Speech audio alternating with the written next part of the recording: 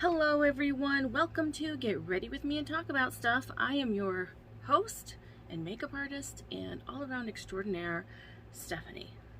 This is the epic show where I get ready and while I'm getting ready, I just talk about stuff. And today's topic is going to be unpleasant. It's going to be, and there's no way around it because of the topic, it's going to be gory, it's going to be gross. This was another topic that was suggested to me when I put the word out that I was thinking of doing videos for spooky season, but I needed some topics, and this was indeed one of the topics. I miss my background, by the way. It just kind of, anyway, someday I'll put up, if I decide to keep doing these after, sorry, I had to adjust the camera. If I decide to keep doing these after spooky season, I will put like a real background up, but my string lights broke and I just haven't replaced them because I haven't been making videos. So it's like, it feels like I did when in the very beginning, when I made my first video and had nothing beautiful in the background. And here we are again. Before I get started though, I just wanted to invite you, if you like these videos, to please subscribe and turn on notifications, because at least through the month of October, I will be doing videos every week, pretty much.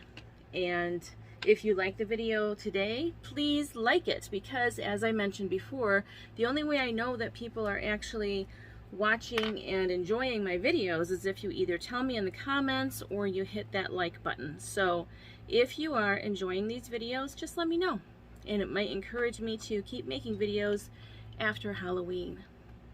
But Halloween is an epic holiday, and I don't want to waste this opportunity to share with you spooky knowledge. So today, the topic we're going to be talking about, and again, all the warnings, because it's not going to be pleasant for some people. This is going to cover some territory that some people do not handle well, and that's fine.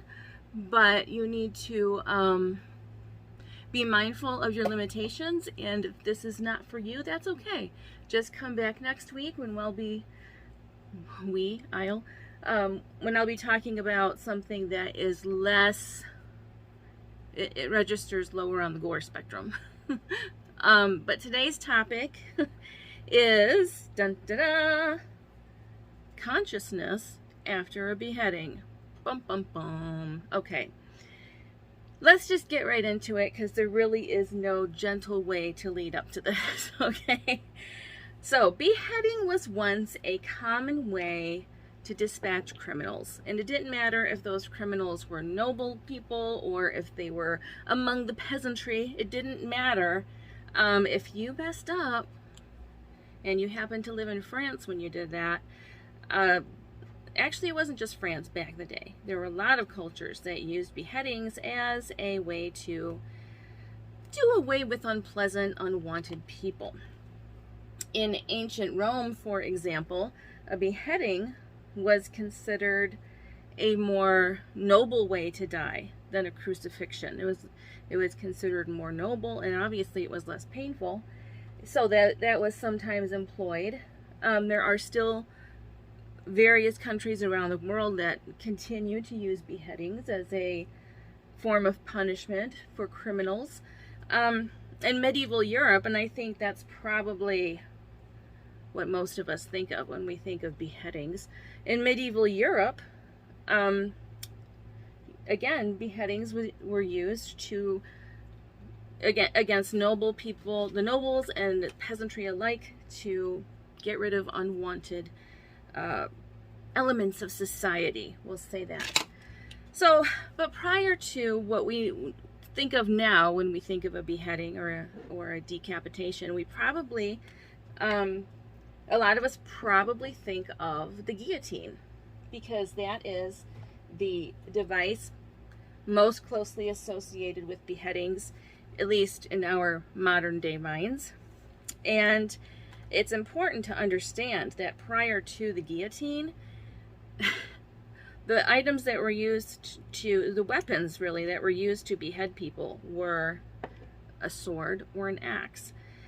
And along with that, you might not get a skilled person performing your beheading. If you were among those who were slated for a beheading that day, you need to just hope that the person you're getting is good at their job, because if not, it could take several strikes of the sword or the axe before the beheading is actually accomplished, and you absolutely will be alive feeling all of that, or not all of it obviously, but you're going to stay alive for at least a few minutes while an unskilled executioner, or as they called them back then, headsman, hacked away at your neck. So it could be very, very unpleasant. There are a lot of stories about people who, when it came time for their execution via beheading, they were not instantly killed, and it took several strikes to separate their head from their body. In fact, Mary, Queen of Scots, when she was beheaded, it took, I think I read, 3 blows from the axe before she was finally decapitated. And you can bet she felt at least that very first one. And from what I read, the sound of agony that came from her was actually shocking to the crowd. They could not believe that, you know, it just really brought into focus how brutal the practice of beheading was. And then they forgot about it and kept doing it anyway. So, you know, sometimes we don't always learn, and we just hope that eventually we do, and we choose to do better in the future, which kind of led to the advent of the guillotine. Now, the guillotine, as you probably know, it was a framed structure, very tall, and it had a blade that would drop down, and it would, the person who was being executed, they were kind of fitted into their own frame so that when the blade fell, it would hit precisely where it's supposed to, and the person would be killed instantly. That was the claim. In the late 1700s, and this is after beheadings have been around and have been all the rage for quite some time, Joseph Ignace Guillotine, or Guillotine, or I don't know if it's guillotine or guillotine, he championed the cause of finding a more humane way to get rid of, I shouldn't say get rid of, that sounds terrible, but to execute criminals and so forth. And he's often credited with having invented the guillotine, which is not quite true. He championed the cause of more humane ways to dispatch people, but the actual inventor of the guillotine is Dr. Antoine Louis, and he was a surgeon, and he presented the guillotine as a more humane method of beheading people, because if you're going to behead people, you need to do it humanely. Just keep that in mind, okay? So people were like, yeah, you know, we really should find a more humane way to cut people's heads off. So let's look at this guillotine contraption this guy's talking about. And eventually, after Joseph Ignace Guillotine championed the cause of more humane ways to execute people, and after Dr. Antoine Louis developed the guillotine and people started hearing about it, they were like, yes, yes, this is what we need. We need a sky knife, right? And the guillotine was adopted. Now, what happened after that, though? So they found that the guillotine was incredibly efficient at executing people. And it was just so easy now. They didn't have to really think about, you know, oh gosh, is it going to work on the first time, the 10th time, the 15th time? We don't know. No, they knew that it was going to work the first time. And it worked so dang well that the government of France decided, you know what we're going to do? We're going to execute a whole lot of people. And in a year that would become known as the Reign of Terror, there were approximately 30,000 people executed via guillotine in 1 year's time. That's a lot of heads, okay? That's a lot. And then after the, you know, even before the Reign of Terror, there were people who had fears that because the guillotine was so efficient, that its efficiency would be abused and it would be a means to intimidate the populace. And that's pretty much exactly what happened. The guillotine developed a fearsome reputation, and from what I understand, it wasn't always, you know, major crimes that would, you know, cause someone to be sent to the guillotine. It could be something relatively minor, and it was like, what should we do about it? Oh, I know. Let's send them to the guillotine. So it was just kind of it was an extreme response to all manner of criminality, from what I understand. If I am wrong, absolutely correct me on that. I am willing to listen and learn. But from what I understand, you could be sent to the guillotine for something that maybe was not such a big deal that it warranted cutting your head off. That's all I'm saying. So as these beheadings carried on, there was a question beginning to arise as to whether or not there was consciousness after a beheading. Now you hear something like that and you think, this is the dumbest question ever. These people are dead, and there's no way that they're having even a moment of life after a beheading, because you can't survive that. Well, you are both right and maybe wrong. Let's dive into that. So, you know, it wasn't a new concept to question whether or not there was consciousness. I'm not going to say life. I'm just going to say consciousness after a beheading. And in fact, I lost my brush. In fact, you know, scientists of the day had been contemplating this question for a very long time, for, you know, pretty much ever since the beginning of the use of the guillotine, from what I gather. So, you know, there were several incidents that made people, you know, question whether or not there was consciousness after someone was decapitated. Probably one of the most famous examples was, it happened in 1793 when a woman named Charlotte Corday was executed for the crime of murder. She had snuck into the home of a French revolutionary and murdered him as he bathed. So they're like, you know what? That definitely warrants a trip to the guillotine. So brace yourself. So she went to the guillotine. She was beheaded. And one of the common practices back then was to lift the head of the person who had just been executed, and you lift it for the crowd to see. And, you know, it's important to understand that back then, executions were very much a public thing. It was like almost like a weekend festival. People would be like, what are you doing this weekend? Oh, I got a beheading to go to. You're going to that too? Me too. I'll see you at the beheading. All right. Yeah. That's just how it was. It was kind of like a festive event. So the executioner, after decapitating Charlotte Corday, he held up her head for the crowd to see. And then he proceeded to slap her on each cheek as a sign of disrespect for her. Well, first of all, the crowd was shocked he did that, but then even more shocked were they when Charlotte's face registered disgust, and you know, it was very obvious to the people who were watching at the time that she understood that she had just been insulted, and she was appalled by the insult.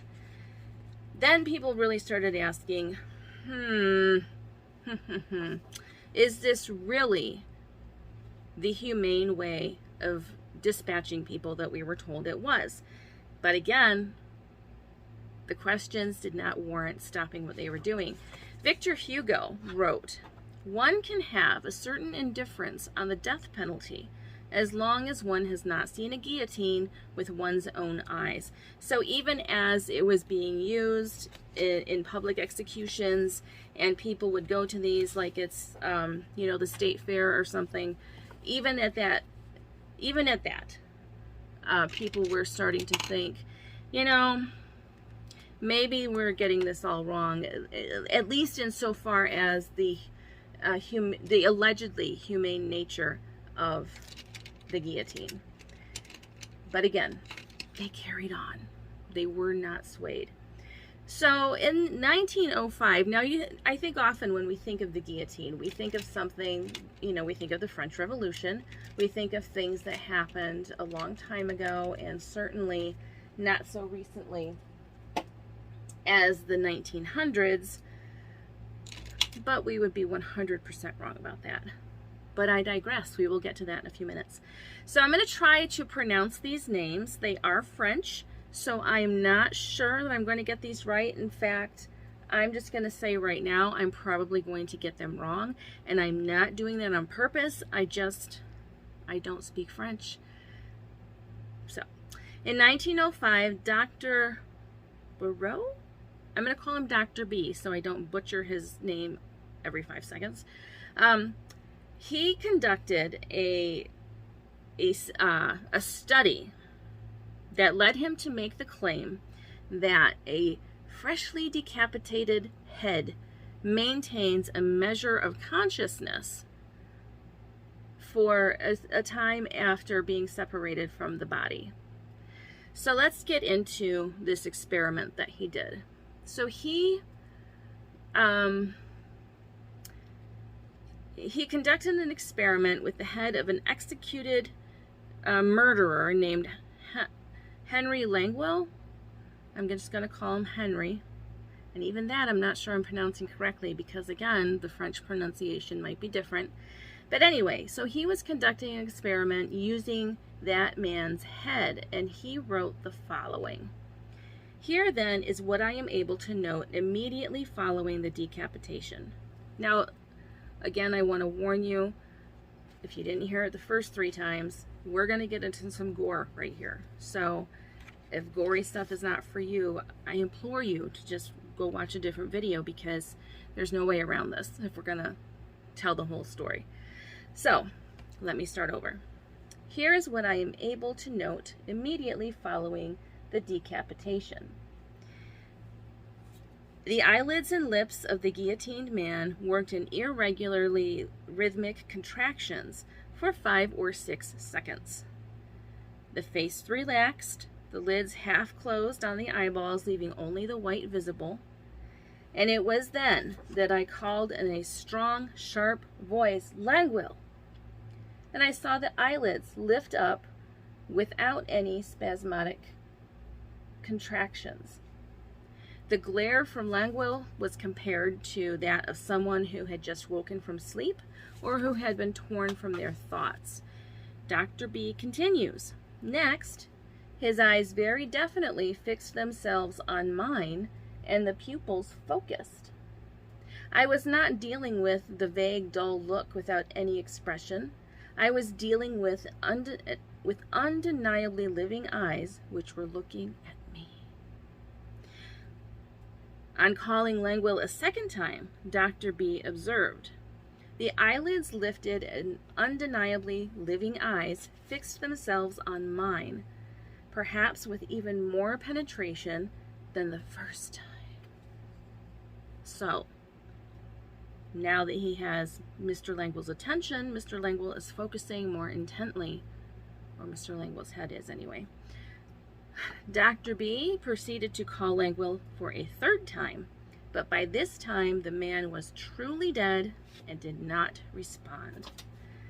So that was a study conducted in 1905 after the guillotine had been in service to France since 1792, I believe is the date. So that's a long time to be sitting with those questions about whether or not a beheading is humane. By the mid-20th century, there was significant debate in France as to whether or not the use of the guillotine was as humane and swift a death as people were told it was. Now, certainly, it was more humane than a beheading by way of axe or sword, but that didn't mean that it was, you know, as humane as it was purported to be. So, in the 1950s, the government of France sponsored a study.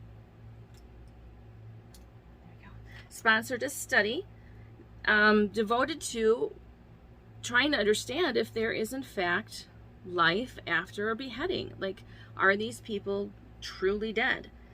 And the doctors who conducted the study reached this conclusion: it is that death by guillotine is not instantaneous. They said this: every vital element survives decapitation. It is a savage vivisection followed by a premature burial. So what they were saying, there's a lot more you can read on that, and I've left links for all of this information in the description box. They pointed out that the brain receives no trauma whatsoever in the course of a beheading. It's intact. And because it is intact, there is no reason to think there wouldn't be consciousness for some time at least after beheading. And I forgot to mention, Dr. B's experiment, he said, took like 25 to 30 seconds start to finish. So for almost 30 full seconds, the man's head was displaying evidence of being conscious and aware. So in the 1950s, when they are conducting this experiment and they reach the conclusion that death is not instantaneous and there's no reason to believe that it would be, at least brain death, because the brain receives no trauma. What ends up happening is the brain dies from the loss of blood. The brain needs oxygen to survive, and obviously if you're not getting oxygenated blood to your brain because your head has been separated from your body,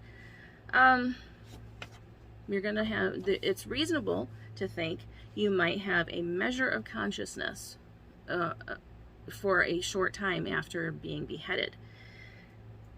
That's not to say that that someone's beheaded head, decapitated head, wants to sit, you know, it's obviously not going to have like a full-on conversation with you or something, but there is a measure of awareness that is still evident after a beheading.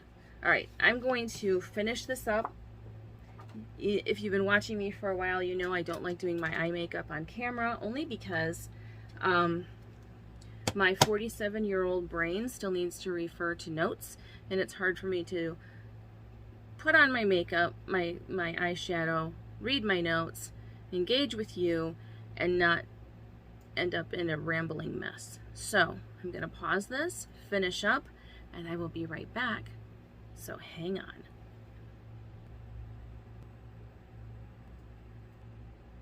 Boo, I'm back. So I'm supposed to look kind of like a ghost. I guess I kind of do, a little bit. Anyway, it took me about 75 hours to put these lashes on. So just be grateful I didn't leave the video recording while I did that, because it was an experience. So, we discussed guillotines, we discussed consciousness after beheading, and there is evidence that there is a limited amount of consciousness, or there is consciousness for a limited amount of time, I should say, after a clean decapitation. That's the key. It's got to be a clean decapitation, because if it's something that takes several swipes, it's not going to be the same experience. So, going forward, again, we're going to get into some gore, so if it's not for you, just move along and tune into this show next week. So other evidence that there is consciousness after a clean beheading does exist. Both King Charles I and Anne Boleyn were executed by sword, and I'm assuming these were clean decapitations, and they showed signs of trying to speak following decapitations. People have claimed to see severed heads blinking after a decapitation. Some people have said, as they were going to be executed, they would tell their friends, hey guys, thanks for coming to my execution. Now watch my eyes and see if I blink after I'm decapitated. And that was just something people would look out for, Adds a little more spice to the experience, I guess. In 1989, an Army veteran reported that following a car accident he was in with his friend did not survive the accident. In fact, he was decapitated. And this Army veteran says that his friend's decapitated head changed facial expressions when it looked and saw its body laying there. And it supposedly the expressions in his words went first of shock or confusion, then to terror or grief. So again, that was a few minutes of, or a few seconds rather, of consciousness after even a violent beheading of that nature. In 1795, German researcher S.T. Sommering spoke out against the guillotine, citing reports of decapitated heads grinding their teeth, and one decapitated person grimaced horribly when the physician inspecting the head poked the spinal cord with his finger. I wonder if that, though, is more of just the nerves reacting than it was consciousness. And that's the debate, because there apparently is plenty of evidence that, these heads do make grimaces and appear to be changing facial expressions to emote rather than just having these spasms. But the debate is it a sign of consciousness, or are these just spasms as in response to the beheading and the fact that the brain is beginning to die?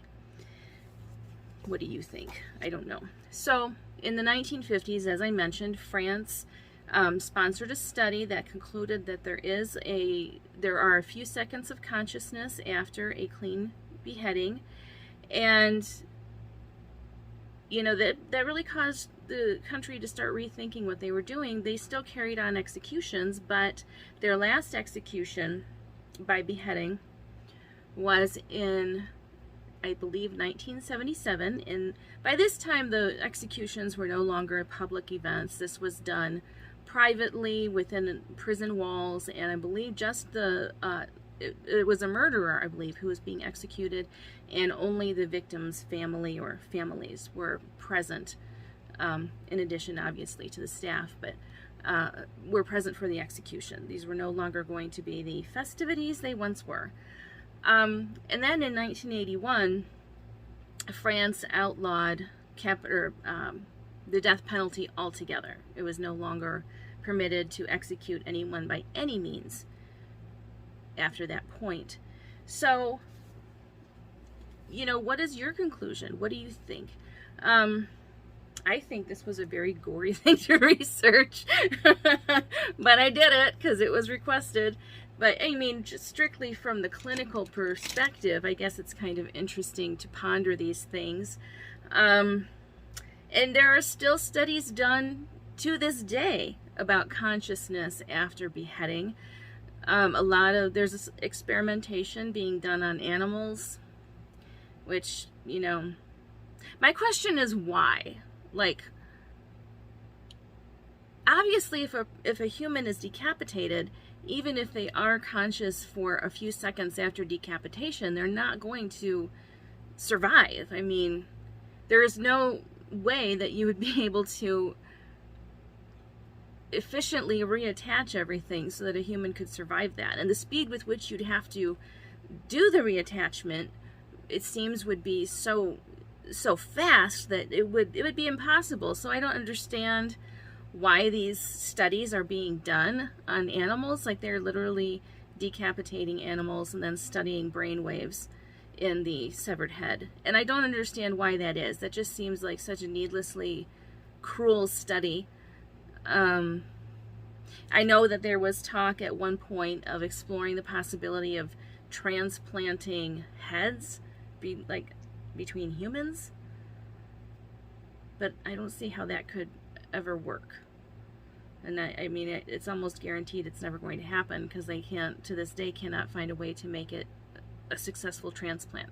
So I don't understand the need for the studies. It just seems like it's, you know, somebody has money and they want to spend it, and they're indulging their most mad scientist fantasies by conducting these, it seems like, needless experiments. But I could be wrong. I'm often wrong about a lot of things. So if you know of a good reason why these studies are being done and why these animals are being robbed of their heads, I'm willing to listen.